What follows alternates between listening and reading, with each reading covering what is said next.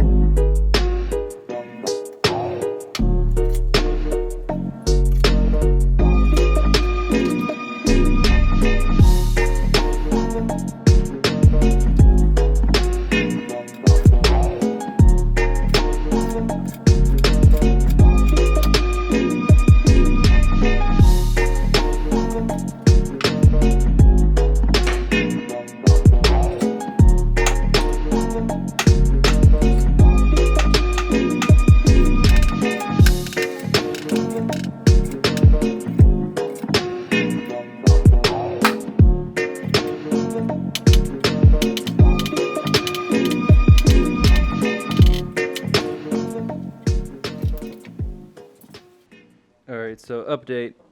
I cannot get these bearings out. Just like the top shock bearing, they will not come out. I freaking broke a vise trying to pop them out. I've used heat, I've spent hours, it's not gonna work. So I'm gonna try to have someone help me get these out. And here's the damage I was talking about. It is cracked and it's not gonna fit a seal correctly, so I'm gonna get it fixed. And before I do anything, I'm gonna go ahead and clean them up.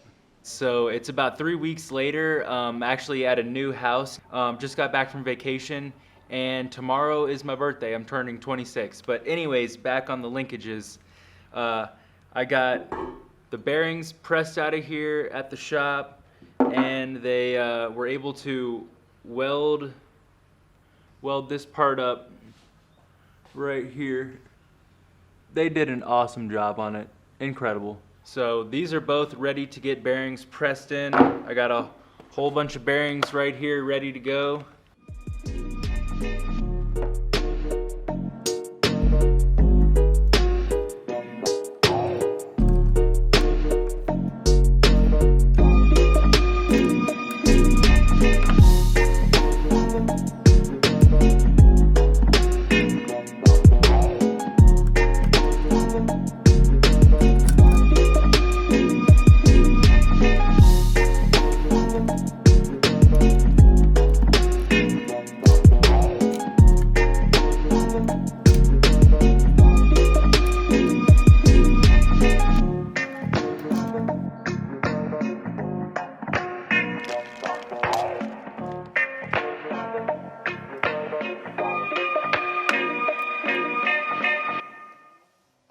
I started packing the bearings with this PivotWorks grease, but it's just very thin and it doesn't feel as good as this Maxima waterproof grease, which is what I normally use for doing bearings.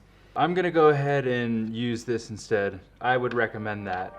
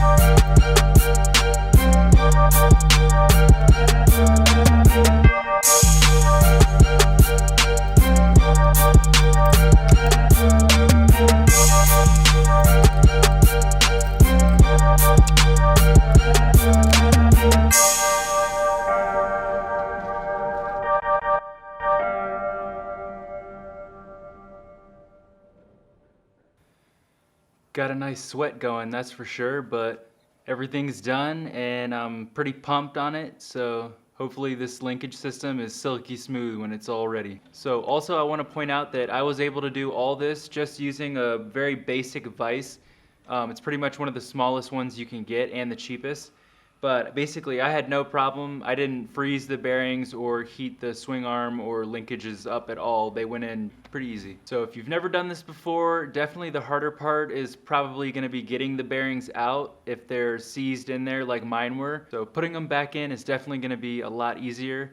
And that probably just took me about an hour and a half, so not too bad. If you found this video helpful, please give it a like down below. Definitely helps me out. Make sure to subscribe if you want to learn more about working on bikes or give me advice if I'm doing something wrong, because I probably am. But anyways, thanks for watching and see you guys in the next one.